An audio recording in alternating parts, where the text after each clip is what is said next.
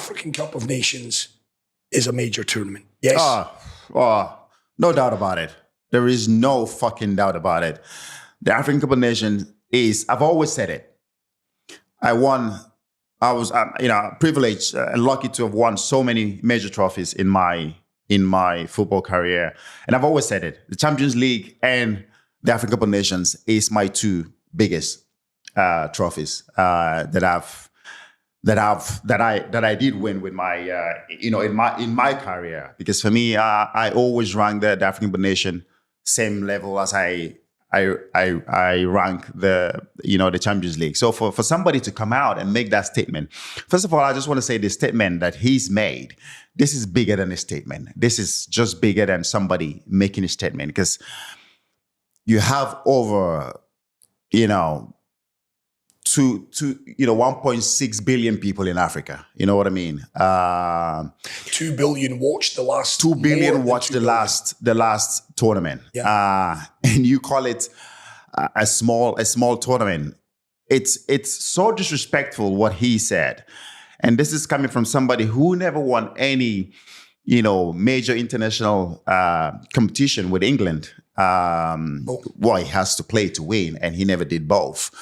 So for me, I think the statement was so wrong and ignorant, John. Would you? And ignorant as well to disrespect such a wonderful tournament.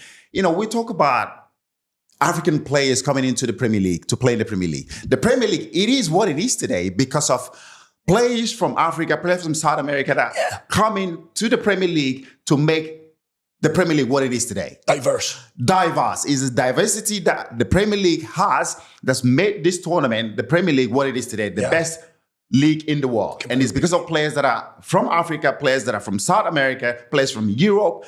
Everybody is coming into this Premier League to make it what it is today. So if you're sitting there thinking that the Premier League would be what it is today, just with the English players, you're fucking having a laugh, mate. You're having a fucking laugh. I agree. So the diversity is what makes a tournament what it is today. And for us in Africa, football is everything for us. Football is everything to everybody. I remember when there was a war that was going to break out in Ivory Coast. And Didier Drogba and the rest of Ivory Coast team came out and spoke to the whole country. And what happened? The fighting stopped. The war that was going to break out stopped. Millions of people were going to be killed. Children were going to be butchered. People were going to be killed because of the African Cup of Nations, because of football. Yeah. Didier Drogba and the rest of the team came out, made a statement, and the war stopped. Just for everybody to come together and support and watch Ivory Coast play in the African Cup of Nations. And you sit there with your mouth in the biggest platform, in the biggest organization in the world, on TV, everybody watching you, and you sit there with your mouth and just discredit such a tournament. For me, that is an absolutely something wrong. His statement is so wrong, and I hope that he will come out and make a massive apology, because he owes people around the world an apology. It's interesting. He does. John, you and I spoke before recording this podcast, and one thing that really kind of got under your skin, I don't want to put words on your mouth, but fair play and credit to Mika Richards and Daniel Sturridge for saying, hold on a second, Jamie. It's an open discourse. They jumped in and said, I just want to temper what you've said there. The African Cup of Nations is a major tournament. It is a major tournament. And it was exactly. So for me, the biggest thing is that, when somebody's sitting there, and he says something wrong, he's talking and he says something wrong, and you have two guys sitting there, by the way, two fantastic footballers sitting there and trying to correct you. And the smirk on his face, the arrogant fucking smirk on his face to dismiss, give me a minute, it's shit anyways, African Cup of Nations. That smirk on his face is what tipped me off. It's what absolutely tipped me off. And you have other people coming out to try to correct you, and you coming out and attacking everybody else and keep, discrediting this wonderful, wonderful tournament. I'm lucky enough to win the African Cup of Nations. I know the blood and tears we shared to be able to win the African Cup of Nations. If you ask a player like Didier Drogba today, did not, fantastic player, fantastic team with Ivory Coast, did not get to win the African tournament. It's one of the most difficult tournament to win, and to be able to do it with your national team is absolutely fantastic. And for somebody to come out and say that, somebody who never won anything with England, to come out and make such statement. This guy says so many things on TV. Never won the Premier League, analyzes teams and tell them, oh, they have to win the Premier League, but you haven't won it. Yeah. You don't know what it takes to win the fucking Premier League. You don't know what it takes to win, with your national team. You can't discredit such a wonderful, wonderful tournament that, people in Africa die for the African Cup of Nations. Children, kids grow up watching their idols, watching their country, supporting their country. Because the African Cup of Nations is what inspires them. The next generation, the influx of African players coming into the Premier League, coming to Europe to play, is because of they grew up watching the African Cup of Nations. I could be wrong on this, John, and I'm speaking very much to Jamie now. I would wonder if he's ever been down to Africa to actually attend after this comment. I don't think you will ever be welcome to go to Africa. There's no chance. Educate oneself, because I think, and I've seen and I've read an awful lot of the comments based on what Jamie said, and I think one of the issues that I would certainly raise is the fact that I've seen a lot of people say, but he makes a valid point. I've seen a lot of outrage, but I have seen a lot of people have said, well, you made a valid point about the structure of the African tournament or the African football. Yes, we can sit here. I've always said it on this podcast. I've always said it. I've always been honest here and said it. That yes, the corruption is there. The higher authorities can do much better. The federation can do much better. If our football is being run properly. Yeah. If the people in charge run the football properly, everything is in structure. Yes, do you think the players from Africa would be rushing to come down to Europe to play? No, they wouldn't, because we celebrate, we worship, we enjoy our football back home. But the physicality, the power, the speed, the flair that we have in our game that we bring to the Premier League. The players like Jejo Kocha that everybody tune in to watch, the skills that he brought to the Premier League. Didier Drogba, the power, the power, the goal scoring. Michael Essien, the power. What a player. George Weah, Yaya Toure.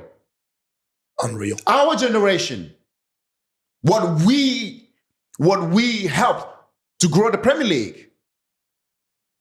The influx of players that helped build Chelsea Football Club, which is one of the biggest clubs right now in the Premier League.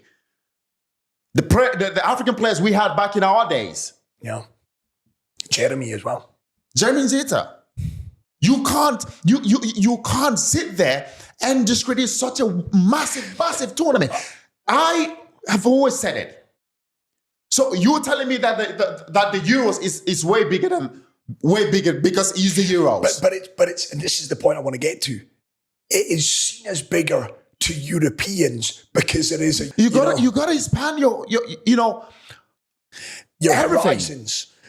I'm with you on that, John. And I think, just because you are a proud Englishman or a proud European, there's a Eurocentricity kind of look on the fact, the Euros is the biggest Copa América because they are Brazil and Argentina.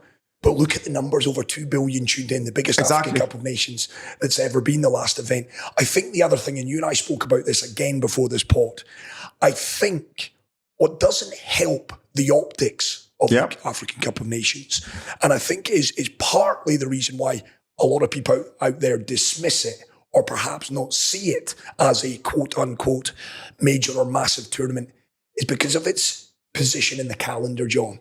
There's a lot of Premier League only fans who think that football begins and ends with the Premier League. The African Cup of Nations being a December and a January tournament, a lot of people, not me, I don't. No, exactly. We can talk about that. We've always said that.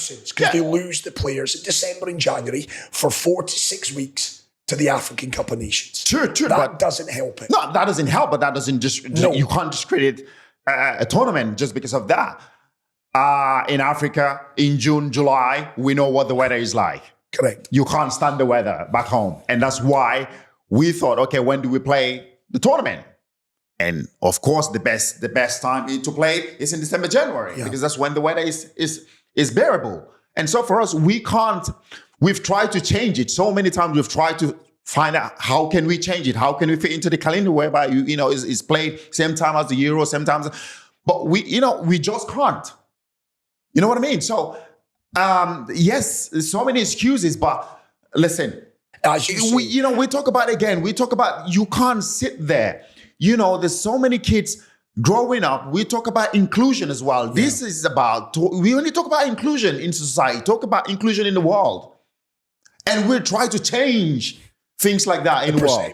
The perception of people. Yeah. This doesn't help when somebody like you that has a massive following that sits there in one of the biggest, platform in the world and make comments like this, and you talk about inclusion because you think the Euros is more better because of what? Yeah.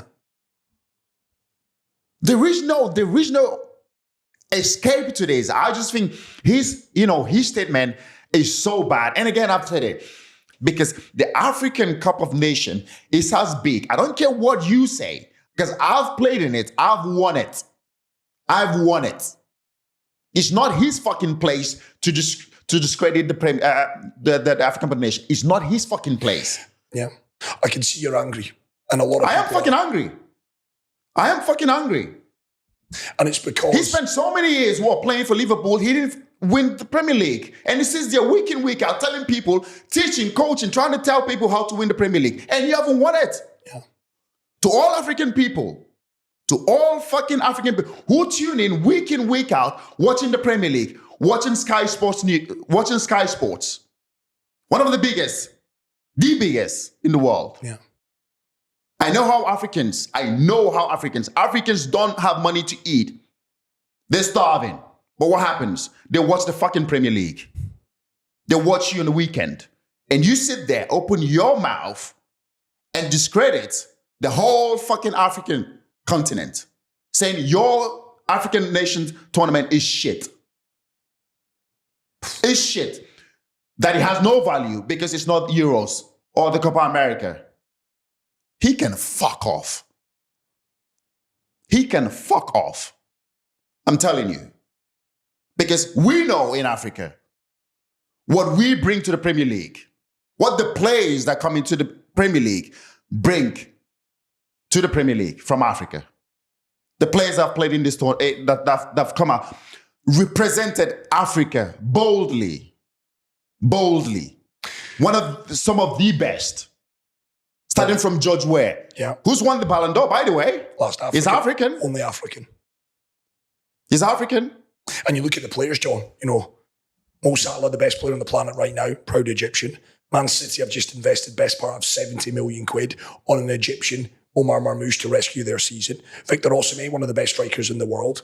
Ademola Lookman, hat-trick in last season's Europa League. That's just 4 of the key players in African football. And I'm going to throw in a country in Morocco reaching the semi-finals. Reaching the semi-finals. Of the FIFA World Cup. Players hold off, play representing the African countries. Do you think this statement like this from him helps? No.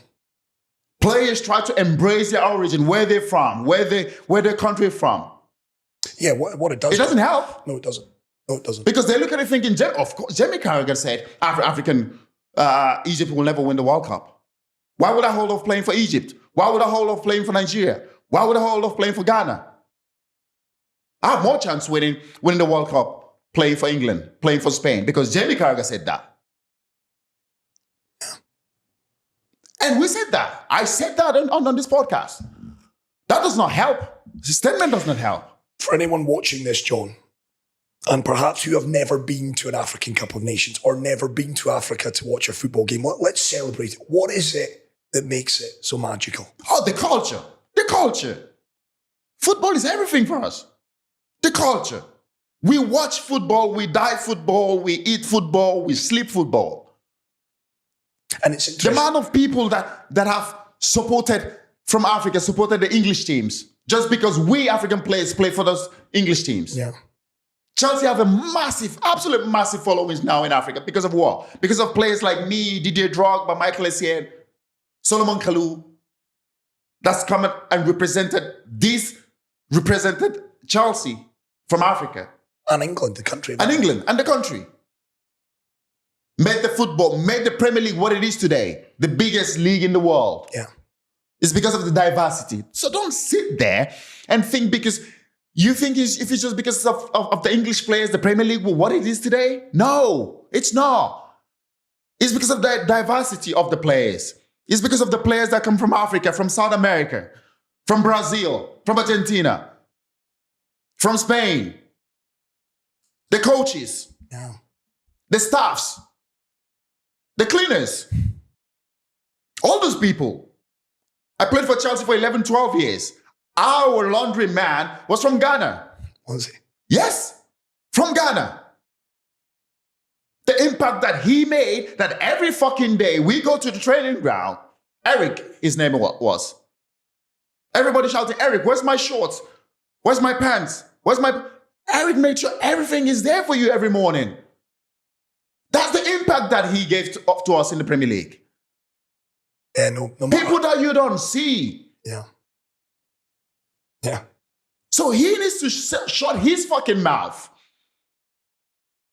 before he criticizes Africa and what we stand for and what we enjoy and who we are. Because it's bigger than football. His statement is bigger than football. One of the positives, the biggest positive that might come out of this is the fact that we're now talking about Africa Cup of Nations. We're going to educate people.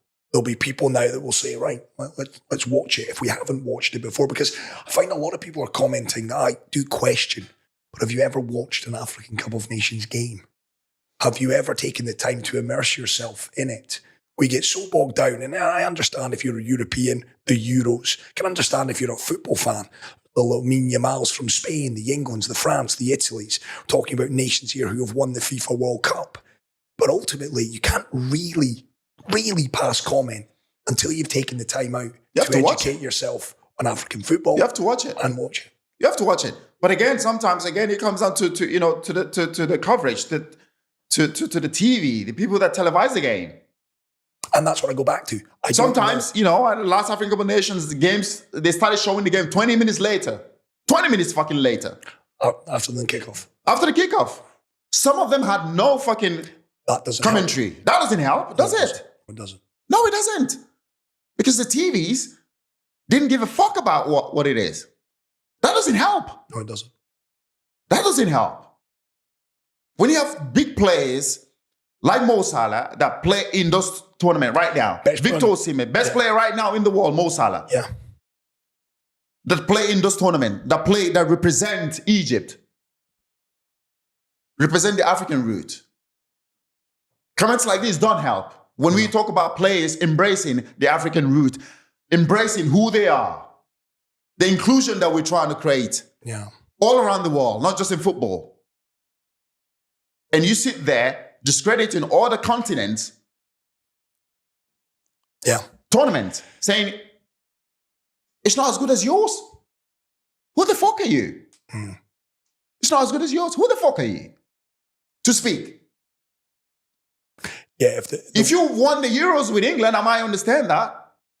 If you won a major tournament with England, I might understand that. You won fuck all with England. Fuck all you won. And you trying to discredit the tournament that I won, that I shed blood tears, growing up watching it. Players like Stephen Keshi, who passed away, who won it as a player and as a coach. The tears and blood that he shed to win that. Growing up thinking, I want to win. One of my biggest things that I want to do is to win with my African country. Is to win with Nigeria. Yeah, of course. That was my biggest dream growing up. Because I know how growing up, my dad, everybody used to watch it. The disappointment when we never get to win it. Every time we crashed out of a tournament, the disappointment. Family, friends, people die from it. People die from losing in the African Cup of Nations. And you discredit it? Yeah. I can see you're angry, you're passionate, John, and I for am good fucking reason. angry. For good reason. You've explained And it's that. for good reason. Of course. Because I know how difficult it is to win the African Cup of Nations. Yeah. I know. I know what it means to my people. I know. Yes, the authorities can do much better. Of course they can. The authorities can do fucking much better. Broadcasters. They can be held responsible. And this is why we get disrespected. Because of the people, the authorities, the people who sit there, who can make our football much, much better. But, as you said to me, don't allow the bureaucracy to blind The bureaucracy cannot blind you. affect. Because the players and the fans. Players and the fans make up the tournament. Yeah. The players, the football, and the fans make up the tournament. The bureaucracy, I don't give a fuck about. It has to be better. Yes, it has to be better. Yes, it has to be better. But that does not take away what we enjoy, who we are. The flair that we have in Africa. Where the way we play, the way we enjoy our game, the way we watch our game, the way we celebrate our game, the culture of Africa. There is no better culture watching football, enjoying football. Go to the stadiums in Africa and watch the way people celebrate and watch football. The drums playing, the vuvuzelas going on. I want that credit card to come out. You got to take me to an African Cup of Nations game, John. I need to come and sample it. You myself. have to. I would love to. The joy. When people go back and watch it, the African